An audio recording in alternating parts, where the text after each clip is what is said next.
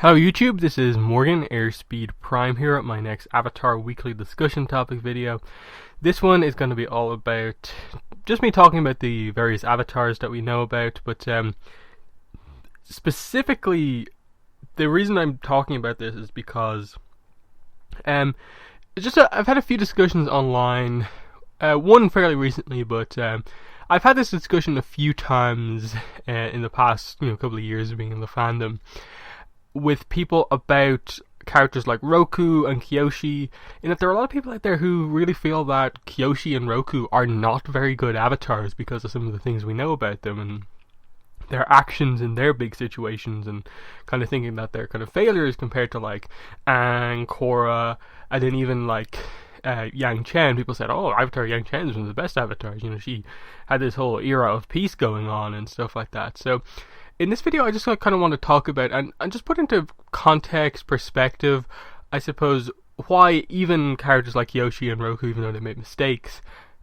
I think they're reasonable mistakes, and even then, there's a lot more context that the people I think forget or either don't know about in relation to the characters.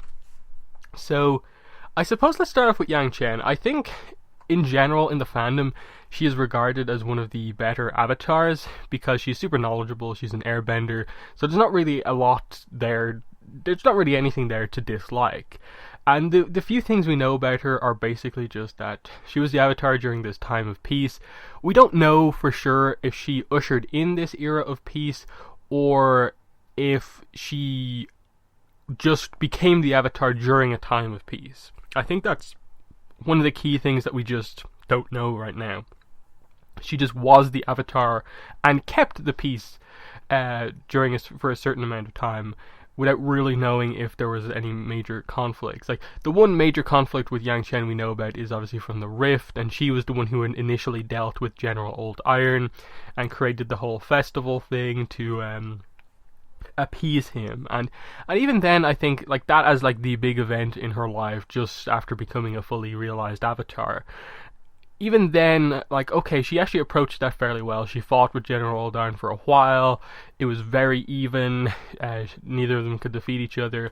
And then eventually she managed to convince him and talk him over and agree to this situation.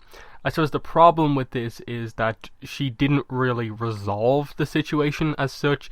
She just kind of created this kind of festival that would happen, and this respect that people would have for this location to Lady Tianhai, so that the General Iron would never do anything. But I suppose she never really kind of thought ahead enough to maybe put in a plan or really tell anyone the root of like what this festival is about, because it's definitely implied that barely anyone knew that the real reason for this Avatar YangChen festival was to basically appease General Old Iron, and if they didn't do that festival or disrespected the grounds that the festival is based on, that General Old Iron would come back and do something.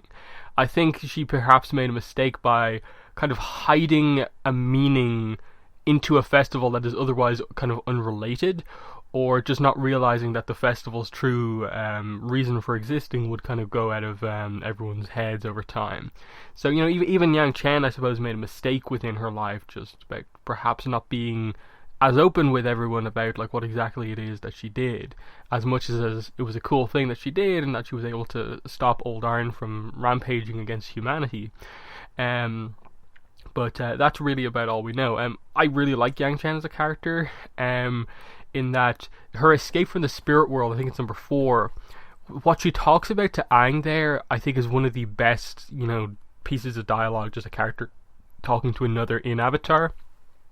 In that, obviously, this is the one where she talks to Aang about, Aang asks the question, why is the Avatar always a human? Why are they not an all-powerful being to really kind of force peace in the world? Why are they born human, able to make mistakes and stuff like that? Whereas, if we really wanted balance, wouldn't something that's all-powerful and stuff like that be able to do more?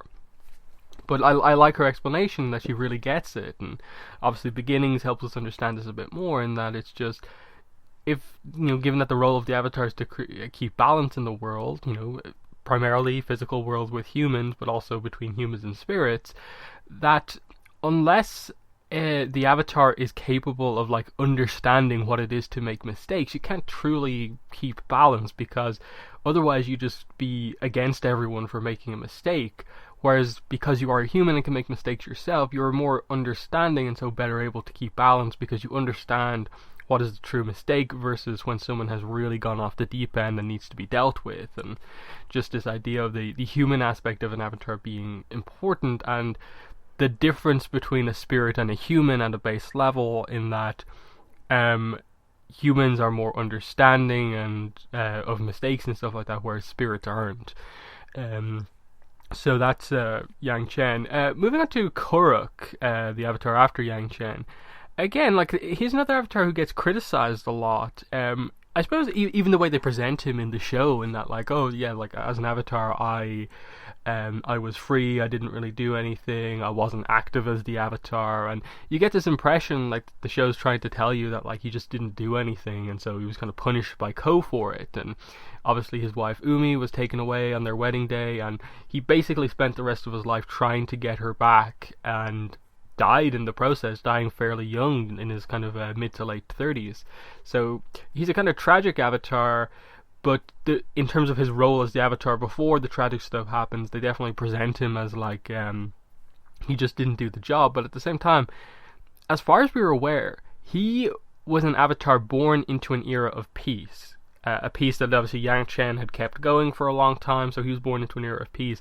And they even say it in the episode, that, like, when they talk about this, that the world was at peace, so there was nothing for me to really do, and I let people resolve their little conflicts themselves, and because of that he was punished. So it's this idea of this, like, how big of a conflict did it need to be for, like, the avatar to be involved, or what was it just because he didn't actively go around trying to solve people's problems? And, you know, sure, you could criticize him for maybe being more focused on just, you know, doing his own thing, and that, you know, it's always talked about that he would challenge people to bending fights and kind of show off his skills and powers. But even then, they just say it was kind of just to prove himself, that he would always try to, you know, prove himself against the best benders, and, you know, if he won, sure, he'd maybe be a little bit overly kind of hyped about it, or whatever you want to say. But I don't think any of what he really did justifies that, like, Ko, you know, punishes him for not being active as the avatar. And then even then that presents the idea of, like, wait, why is Ko the one who's allowed to punish the avatar for not doing the job? Or was Ko just annoyed and did this out of his own free will? Or is it actually a role of Ko that he punishes the avatar when they do something wrong? A lot of stuff we don't really know about with Kuruk, but in general I think he's kind of a little misrepresented in the show, in that it's a little overly like, oh, he was one of the worst avatars because he didn't do anything, whereas it's more of the case of, like, there wasn't really a lot for him to do, and so he just focused on his own thing and was punished for not doing the little things. So it's a really weird one with Kuruk, what they really talk about with him. And obviously he had a very kind of tragic kind of end to his life with what happened to Umi, and, you know, spending so long, you know, hunting Ko, fighting Ko to try and get her face back, and all this other sort of stuff, and, you know, ended up dying very young because of that, devoting himself so much to searching for Umi. But yeah, let's move on to Kyoshi, who I think she's one of those characters where, like, I often agree with people who say that she's a bit overhyped as an avatar, because people talk about, oh, she's the most powerful avatar, she's the most tall, imposing, and she's awesome because of that. When, like, yeah, I think people talk about her a little bit too much, but at the same time, when people then criticize Kyoshi for some of the decisions that she made, I'm kind of like, okay, I think you're going a little too far there. I don't think you're thinking about this fully, you know, reasonably, in that, yes, Kyoshi made mistakes in her life, absolutely. She was the one who ultimately formed the Dai Li, which, you know, initially for good intentions, and how could she have known that they would eventually become corrupt over time? But I'll talk about that a little bit more in a minute. But the main one people criticize is when Qin the Conqueror was taking over the Earth Kingdom, why didn't she stop him earlier? And it's one of these ones where like a lot of people use this as a like real like gotcha moment. Like you can't defend Kyoshi now because she didn't stand up for the world when Chin was taking over the Earth Kingdom. But I think there's enough context to this situation where it's at least somewhat you're somewhat capable of understanding Kyoshi's actions here, in that it's very much implied that the Earth King at the time of when these situations were going on, the 46th Earth King, had a terrible relationship with his people in Ba Sing Se, and it's definitely implied as the general ruler of the Earth Kingdom that he had a bad relationship with most people as the leader. And this caused like many uprisings and revolts, and everyone really wanted him out as the ruler. Like the Earth Kingdom was very unstable during his rule, and it's definitely implied that there was a bad relationship between the 46th Earth King and Avatar Kyoshi. So when Chin comes around and is, taking over the Earth Kingdom, it's implied that the reason he takes over it so quickly is because of the instability within the Earth Kingdom, that everyone is against the ultimate ruler. And even then, I think it's kind of implied that Chin doesn't take over Ba Sing Se or big places like Omashu, and then obviously he doesn't get Kyoshi Village at that point in time. So he kind of just takes over the rest of the towns, the kind of smaller ones that are kind of easier to take over. And because this 46th Earth King is so, disorganized, so focused on these kind of peasant uprisings and all this sort of stuff, it's definitely this kind of implication that he didn't really in any way handle dealing with Chin himself in the correct way, in that fundamentally, yes, it is the role of the Avatar to keep peace in the world, and when these sort of warlords come up, the Avatar should do something. But at the same time, the Avatar as a being and like a job, I suppose, is so kind of not very clarified the best, that it's very easy to just say is this really the Avatar's role to just straight up end a war and be the one who just has the authority to decide who is right and wrong in these war situations? Whereas the 46th Earth King, as the leader at that point in time, shouldn't it have been him who was deciding how to handle Chin? But it doesn't seem like that was dealt with at all. That I can understand it from the perspective of Kyoshi, that she's just kind of thinking as is this really my role as the Avatar to really just take out and become a person in a war? And then the other side of it is that if all the people don't like the 46th Earth King, and Chin has already taken over so much of the Earth Kingdom, am I really just because the 46th Earth King is the king, should I just fight for him and win back all of the Earth Kingdom just for him and go against the people? Because how is that balanced? Me siding with one person, the king, versus most of the kingdom who's against this 46th Earth King. And it's just this thing where she just decides there's a conflict there. Does she take him out, or does she let Chin take over and see what happens and then potentially act? And what ends up happening, of course, is that Chin comes to her. He goes to her hometown of Kyoshi Village, and it is there that she confronts him, because she kind of sees, I suppose, in the way he approaches taking over her hometown, that she's not just going to let him do what he wants to do. But even then, she doesn't actually attempt to kill him or full on stop him. She confronts him to stop him from messing with her hometown, and actually separates her town from the Earth Kingdom. And the reason Kyoshi is said to kill Chin is just because he stands there on the edge of the cliff at this newly created cliff by Kyoshi and just falls off.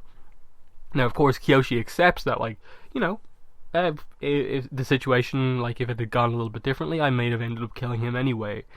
But as it actually happened, she didn't directly try to kill him as such. She just kind of said, go away. He wouldn't. She separated her place, which I think is very telling, that she just wanted her hometown to be kept separate, and Chin fell to his death after that, in turn basically solving the problem in a kind of weirdly accidental, somewhat humorous way.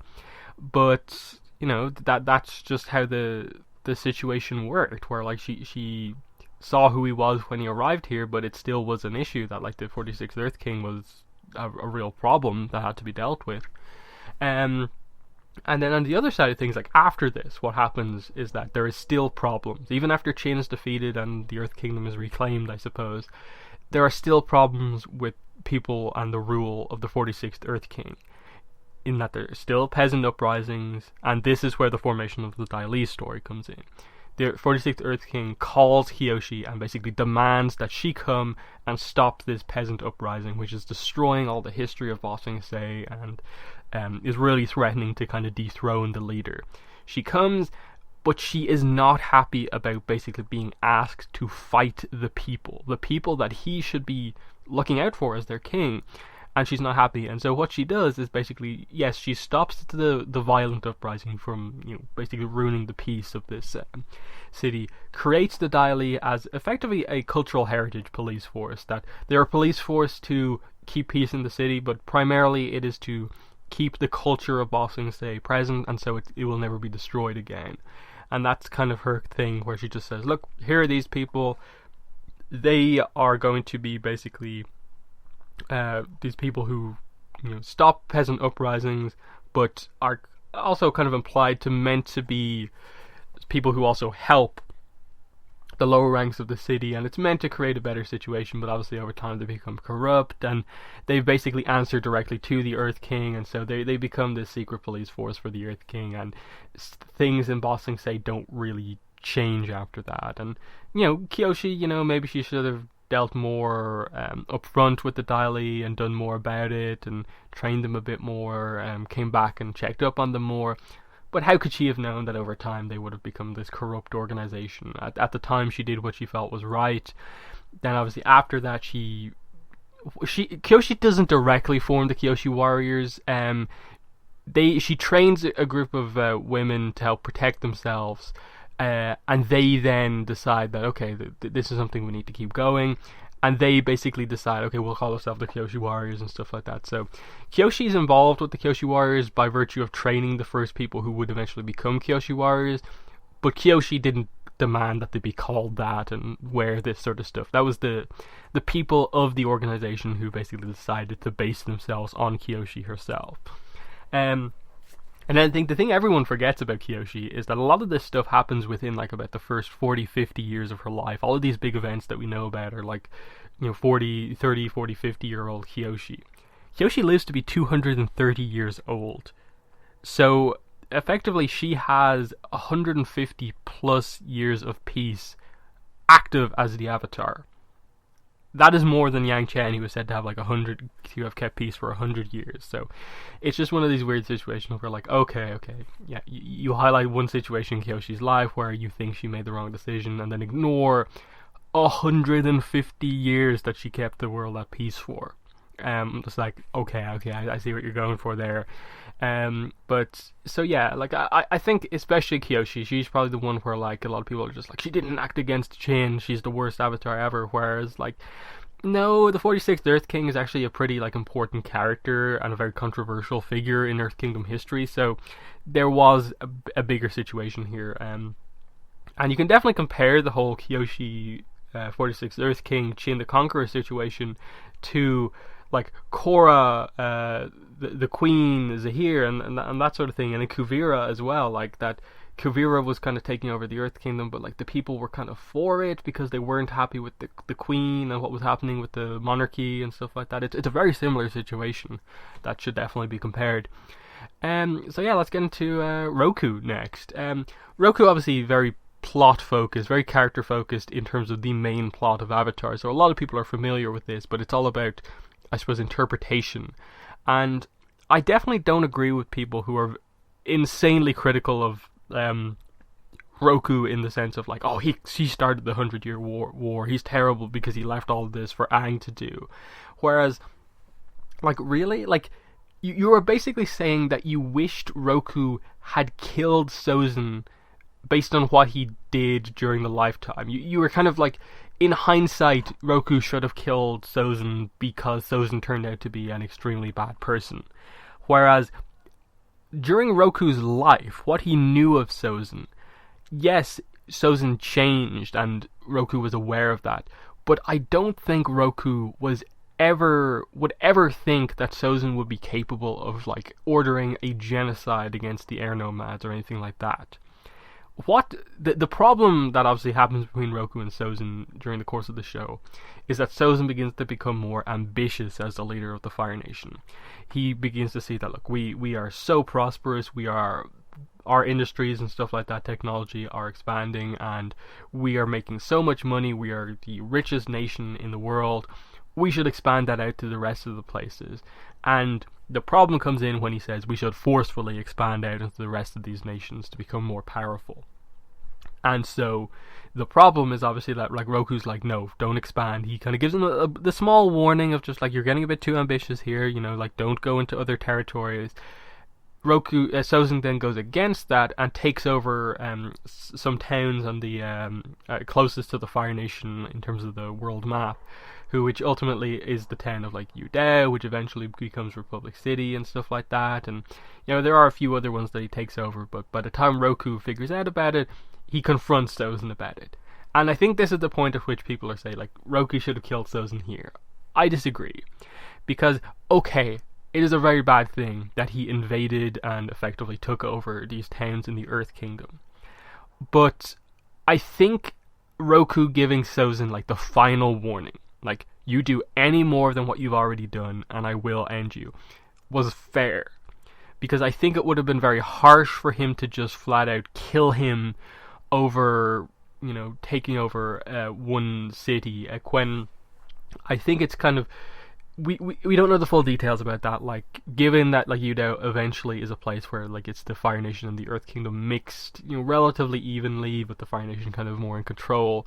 Like, was it really a violent takeover or what? We don't really know. Like, did people die? We don't know exactly. But it's just a very harsh situation, I think, that like Roku would just kill this person who is such a close friend to him over this.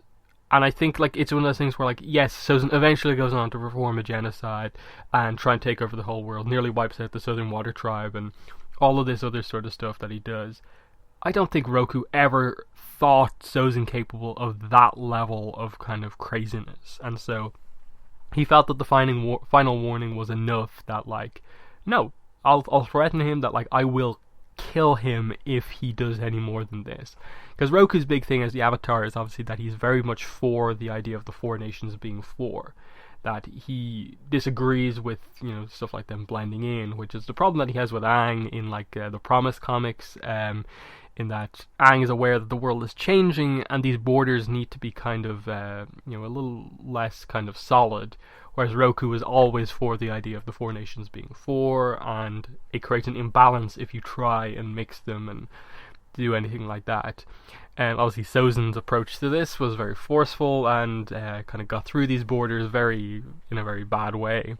But it's just I think you can look at that in a way where it's just like Roku as the Avatar and Sozin as the evil leader. Whereas they forget about the fact that they were close friends from childhood, had the same birthday, were so close to each other during their childhood, and like so close, like closest of friends, to the point like we look at Aang and Zuko's friendship as super strong, like in Avatar in the comics right now. That's what it was for Sozin and Roku when they were young. And I think that is very hard to just forget about in these situations. And as much as they're in different roles, like as the Avatar, as the evil Fire Lord, I don't think Roku could ever justify killing Sozin in that situation. And then, of course, when the volcano erupts and Roku's fighting it, of course he's going to try and fight to protect this place that he calls home, even if it involves fighting a volcano. Because fundamentally what he does initially is that he's just holding it back with enough time for everyone to evacuate off the island. It's not just he that lives there, not just his family and some him and his family that live there. Other people live there as well. So he's fighting the volcano enough to hold it back so that other people can get off. When Sozin arrives, there's the idea that like together they probably could, you know, quell down this volcano and it maybe save this land to the point where they could live there again. And obviously, just, you know, when you think they're kind of struggling and stuff like that, that's when Sozin uses that chance to basically leave Roku for dead, and that kills Roku, and that's basically leaves Sozin free to take over the world. That, you know, it was the kind of final betrayal, and it just, for me, highlights more the badness, the evilness of Sozin, rather than any bad points on Roku's side, in that he just had faith in his friend when, you know, maybe perhaps he shouldn't, but he still believed that Sozin wasn't the worst type of person, which really Sozin didn't really present the bad side of himself until much later on, in that even the whole genocide aspect was more to deal with the fact that he didn't want a new avatar rising up to confront him. It wasn't that, as part of his plan to spread the Fire Nation to the rest of the world, he felt that genocide was needed as part of that. He performed that to get the next heir avatar out of the way, knowing that Roku was dead. And then once the genocide was performed and like there was no obvious awareness of the avatar, he decided that, okay, we'll attack the Southern Water Tribe first and try and wipe them out, because that will be the next one in the cycle. And obviously the Fire Nation could never really actively approach the north because they were so well defended, so that was the military kind of problem there. So it gives you a little bit more insight in terms of that as well. And really, I suppose, like, that's all I really want to talk about in this video, because Korra and Aang, I don't think anyone really have much of a problem with. They're so focused on as the main characters that you absolutely understand the mistakes that they make, but the overall positives that they bring. And I don't think anyone really debates that Aang or Korra are bad avatars at all. It is just, for me, mainly the ones that I see online, it's people bring up like Roku and Kyoshi, they were really bad, made horrible decisions as avatars, and like everyone forgets about YangChen, who had all these years of peace and stuff like that. Whereas like Roku was also an avatar in an era of peace. Like, really the only conflict Roku had to deal with was Sozin at the very end of his life, and even then, like, I felt he dealt with Sozin quite well initially, in that, like, the whole entire thing of like that story is that Roku was trained as the Avatar and was effectively a fully realized Avatar at the age of 40, and then didn't really have anything to deal with until Sozin took over that bit of Earth Kingdom land, and then he basically said, you know, stop this, remove your troops and people from there, or else. And obviously, like, you know, we don't know the full story there, but in general, I thought he dealt with it quite well. So yeah, that's been this week's video. In the comments, obviously give me your thoughts on this topic. Do you feel strongly about any avatars not being great than others? Or what? Basically, that's the whole topic here. And also continue to give me your recommendations for future discussion topics for these videos in the future. But other than that, that's been the video. Thanks for watching, and bye.